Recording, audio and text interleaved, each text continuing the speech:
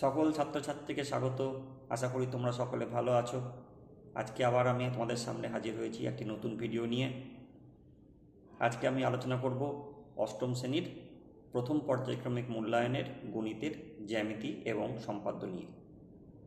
এর আগে আমি অষ্টম শ্রেণীর গণিতের উপর পার্ট 1, পার্ট 2 এবং পার্ট 3 তিনটি ভিডিও প্রস্তুত করেছি এবং সেখানে প্রথম পর্যায়ক্রমিক মূল্যায়নের সম্পাদ্যতে কোন কোন জ্যামিতি এবছরের জন্য ইম্পর্টেন্ট সে সম্পর্কে বিস্তারিত তথ্য দেওয়া আছে।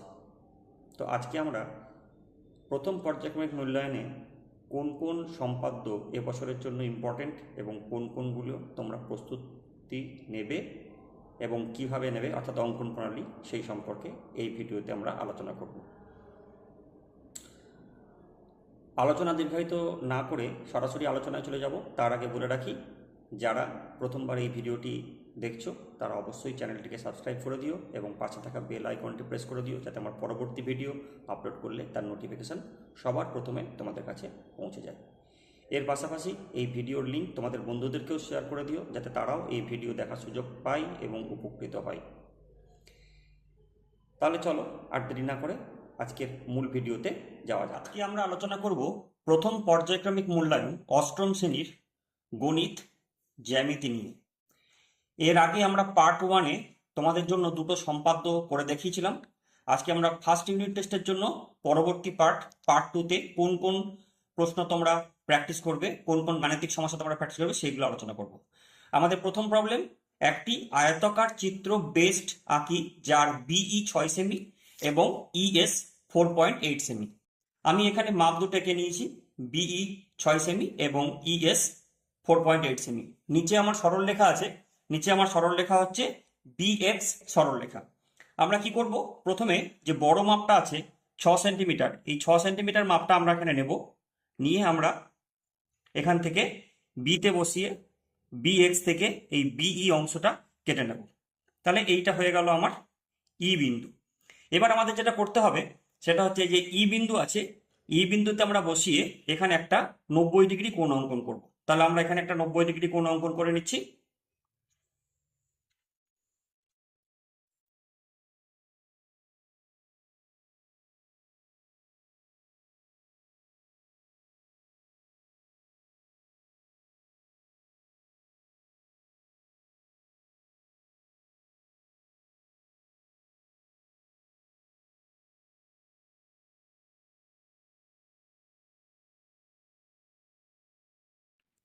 আমরা এখানে 90 ডিগ্রি কোণ অঙ্কন করেছি। এবার 90 ডিগ্রি কোণটাকে আমরা যুক্ত করে নেব এখানে যথারীতি।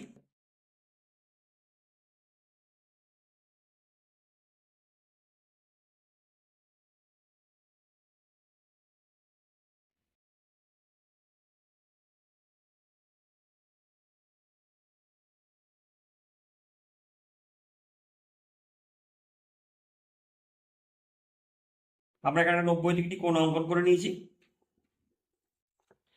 90 ডিগ্রি কোণ অঙ্কন করে নেওয়ার পর আমাদের পরবর্তী যে কাজটা হবে সেটা হচ্ছে, আমাদের পরবর্তী মাপ আছে ইএস। ইএসটা কত আছে দেখো, 4.8 সেমি আছে। তাহলে এখান থেকে আমরা 4.8 সেমি মাপটা নেব। 4.8 সেমি মাপটা নিয়ে কি করব, ই বিন্দুতে বসিয়ে এখান থেকে আমরা 4.8 সেন্টিমিটার মাপটা কেটে নেব। তাহলে আমরা কোথায় কাটলাম, এই বিন্দুটাতে কাটলাম। এখানে যে মাপটা পেলাম এই মাপটা হয়ে গেল আমার কি বিন্দু, এই বিন্দুটা হয়ে গেল আমার এস বিন্দু।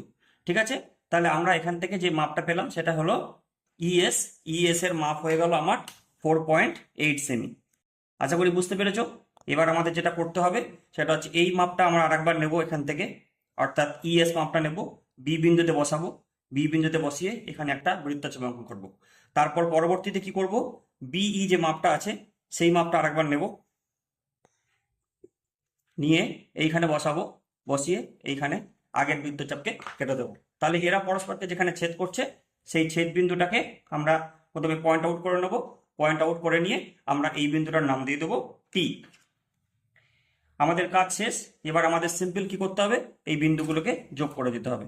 তাহলে আমরা প্রথমে কি করছি, প্রথমে আমরা যেটা করছি সেটা হচ্ছে ই বিন্দুর সঙ্গে এস বিন্দুকে যুক্ত করে দিচ্ছি। তাহলে তোমরাও ই বিন্দুর সঙ্গে এস বিন্দুকে এইভাবে যুক্ত করে দেবে। যুক্ত করে দেওয়ার পর তারপর এখানে বি বিন্দুর সঙ্গে যে টি বিন্দু আছে এই বি বিন্দুর সঙ্গে টি বিন্দুকে যুক্ত করবে। তাহলে যুক্ত করলে দেখো এখানে আয়তক্ষেত্র চলে এসছে। যে আয়তক্ষেত্র হচ্ছে বিইএসটি। যে আয়তক্ষেত্রের এই যে বাহুটা আছে, এই বাহুটা হচ্ছে বড় বাহু, এটার দৈর্ঘ্য হচ্ছে 6 সেমি। ঠিক একইভাবে এখানে যে বাহু আছে, এই বাহুর দৈর্ঘ্য হচ্ছে 6 সেমি, কারণ আয়তক্ষেত্রের বিপরীত বাহুগুলোর দৈর্ঘ্য সমান হয়। এখানে যে বাহুটা আছে, এই বাহুটা হলো 4.8 সেমি, এবং তার বিপরীত দিকে যে বাহুটা আছে, এটারও দৈর্ঘ্য হচ্ছে 4.8 সেমি। তাহলে আমরা এখান থেকে কি লিখবো? বিইএসটি হলো উদ্দিষ্ট আয়তক্ষেত্র যার বিই সমান 6 সেমি ও অপর বাহু ইএস সমান 4.8 সেমি। আশা করি সমস্যাটা সবাই ভালোভাবে বুঝতে পেরেছো। এখন আমরা আলোচনা করব আজকে আমাদের দ্বিতীয় সমস্যা, সেটি কি না একটি রম্বস অঙ্কন। রম্বস হোম অঙ্কন করি যার এইচ ও এম কোণটি 60 ডিগ্রি এবং এইচ ও বাহুর দৈর্ঘ্য 6 সেমি। আমি আগে থেকেই একটি 6 সেন্টিমিটার দৈর্ঘ্যের বাহু এঁকে নিয়েছি, এইচ ও এঁকে নিয়েছি 6 সেন্টিমিটার, আর নিচে একটা সরলরেখা নিয়েছি এইচ এক্স। এবার আমাদের যেটা করতে হবে সেটা হচ্ছে এখানে যে এইচ ও যে মাপটা আছে, সেই মাপটার সমান করে আমরা এখান থেকে মাপটা নিয়ে নেব। মাপটা নিয়ে এইচে বসিয়ে আমরা এখান থেকে এইচ ও কেটে নেব।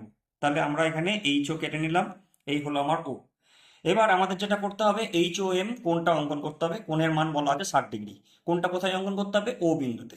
তাহলে আমরা ও বিন্দুতে যে কোনো মাপের একটা বৃত্তচাপ নেব। বৃত্তচাপ নিয়ে বসিয়ে আমরা এখানটাতে একটা সুন্দরভাবে একটা কোণ অঙ্কন করে নেব। ঠিক আছে, এই অঙ্কন করার প্রসেসটা দেখে নাও কিভাবে তোমরা অঙ্কন করবে। তাহলে এখানে বসিয়ে আমরা এটাকে কেটে নেব। এবার এইখানে আমরা যে দুটো বৃত্তচাপ যেখানে ছেদ করলো, এই ছেদ বিন্দু দিয়ে আমি এখানে একটা সরলরেখা অঙ্কন করব। এই সরলরেখাটা আমরা এখানে জয়েন করছি, দেখো ভালো করে। এই হচ্ছে আমাদের সরলরেখা, বর্ধিত করে দেবো এবং এখানে নাম দিয়ে দেবো ওয়াই। এবার আমাদের কাজ হচ্ছে কি, এই 6 সেন্টিমিটার যে মাপটা আছে, এই মাপটা আমাদের আরেকবার নিতে হবে। এই 6 সেন্টিমিটার মাপটা আমরা নিলাম, কারণ তোমরা জানো রম্বসের প্রতিটি বাহুর দৈর্ঘ্য সমান। তাহলে ও বিন্দুতে বসাবো, ও বিন্দুতে বসিয়ে এখানে আমি এই মাপটা কেটে নেব। ঠিক একইভাবে ওই মাপটাই থাকবে, আবার এই বিন্দুতে বসিয়ে আবার একটা বৃত্তচাপ অঙ্কন করবো এই একই মাপ নিয়ে। এখন দেখো কোনটার নাম দেওয়া আছে এইচ ও এম, তাহলে এইচ ও আমরা পেয়ে গেছি। তাহলে ওপরে যেখানে আমরা কেটে নিলাম, এই বিন্দুটার নাম দিয়ে দেবো এম বিন্দু। এবার আমাদের কি করতে হবে? ওই 6 সেন্টিমিটার মাপটাই নিতে হবে। 6 সেন্টিমিটার মাপটা নিয়ে এম বিন্দুতে বসাবো, এম বিন্দুতে বসিয়ে আগের বৃত্তচাপকে কেটে দেবো। তাহলে এই বৃত্তচাপটা পরস্পরকে যেখানে ছেদ করলো, সেই ছেদ বিন্দুর নাম দিয়ে দেবো ই। আমাদের ছবি রেডি হয়ে গেছে। এবার আমরা কি করব, এখানে একটা এম বিন্দু পেয়েছি, এখানে একটা ই বিন্দু পেলাম। এখন আমরা এম বিন্দু আর ই বিন্দু যে দুটো আছে, এই দুটোকে পরস্পর যুক্ত করে দেবো।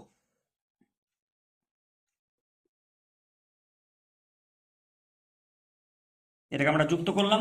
এবার এইচ বিন্দুর সঙ্গে আমরা নিচে যে ই বিন্দুটা আছে, ই বিন্দুটাকে যুক্ত করে দেবো। তাহলে দেখো আমাদের রম্বস তৈরি হয়ে গেছে। এই রম্বসের ক্ষেত্রে আমার এখানে যে কোণটা তৈরি হলো, সেই কোণটার মান হয়ে গেল 60 ডিগ্রি।